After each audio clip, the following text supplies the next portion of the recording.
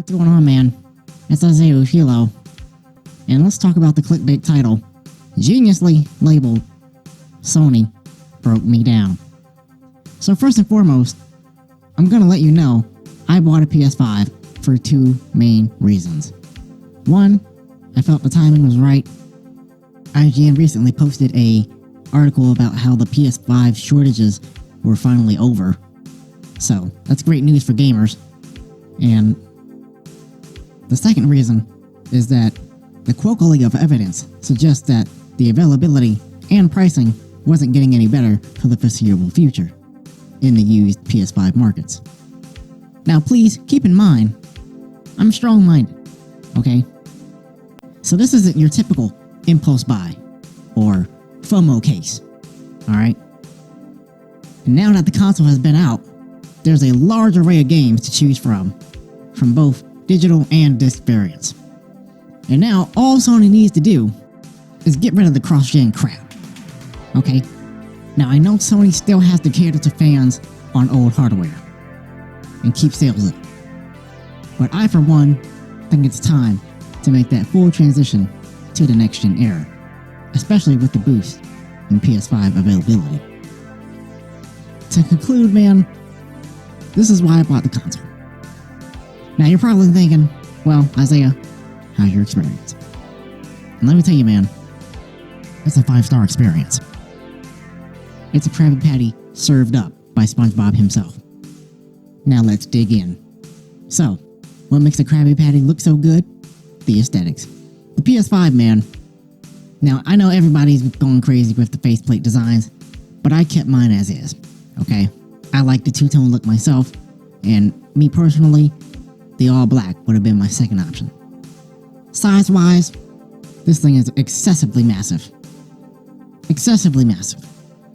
Almost to the point where you'd see this thing as a set piece to a living room setup at Rooms to Go. Now, I do expect to see a slim version down the line. Sony can pull it off, but, honestly, any PS5 variant will sell, even in today's economy. Once you finish giving your PS5 the eyes of lust, you're gonna pick up the controller to play it. And a Dualsense controller is where the magic happens, man. It's a huge step up from the previous iterations of the DualShock controller, with the highlighting features being new haptics via voice coil actuators, which can really make the feedback from the controller feel different when you're treading different surfaces in games.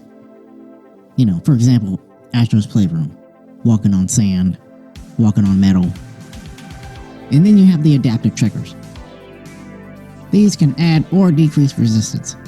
Now, when using the triggers in games like F1 2022, running over curbs makes it harder to apply gas.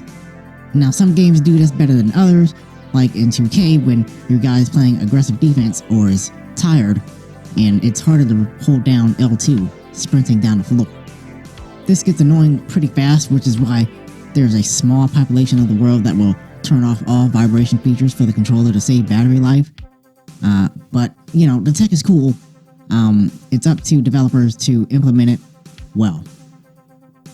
Battery life for the controller is about 4 to 7.5 hours, depending on the features you have enabled. Also, let me just say this. For those that aren't investing in a gaming headset or mic while gaming on the PS5, the controller mic will suffice, as long as you crank the gain to a respectable level. Now, I would compare this mic quality to the old AirPods accessories with the mic attached to the wired cable. You guys know what I'm talking about. So yeah, man, this is what the DualSense microphone quality sounds like now. Like I said in my review, man, sneak preview for my review. It's not bad, it's not good, it's mediocre. That's what it is. The system is fast, no surprises there. The load times are in the mere seconds to 1 minute and 30-second range, depending on what game you're playing. Multimedia apps run smoothly with 4K resolution, and switching between apps and games takes less time than me inserting a disc into the console itself. Guys, it's seamless. There is no quick resume like on Xbox, but that hasn't affected my experience so far. Now, we all know the game's lineup is increasing, but the game's visuals and performance is what really strikes me with the PS5. So, you get to choose between fidelity and performance modes. Fidelity gives you added ray tracing enhancements while performance gives you higher frame rates. Now, I'm slightly disappointed that every game doesn't run at 4K 120 FPS, but in most cases you're at least getting 60 FPS upgrades or 120 Hz with dynamic resolutions. Let me tell you, man, the difference between 60 and 120 FPS or 120 Hz is night and day. Don't let anyone tell you otherwise. Playing games like Overwatch 2 on the PS5 at 120 Hz is a visual treat that is on par with PC gaming. Talking about fan noise or console air traffic control compared to the PS4, this thing is very, very quiet.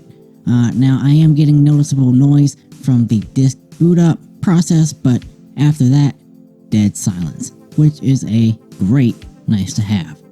Storage is easily upgradable at the extra cost via NVMe or external SSDs, so be aware if you're in that market, and only PS4 games can run off your external drive. The PS5 is a great console and is worth shopping around for a high value deal like an original MSRP bundle, or get one used if you can get some games or accessories thrown in on the used market. But please, man, don't pay $1,000 for a stock PS5 bundle or console only product. That is greed, manipulation, and low value all wrapped up into one overpriced package. That's gonna do it for me, guys. You have been listening to the voice of Isaiah Uchilo, formerly known as Isaiah Uchiha Plays 60 FPS HD. Subscribe, drop a like, and follow me on Instagram. I'm out of here, man.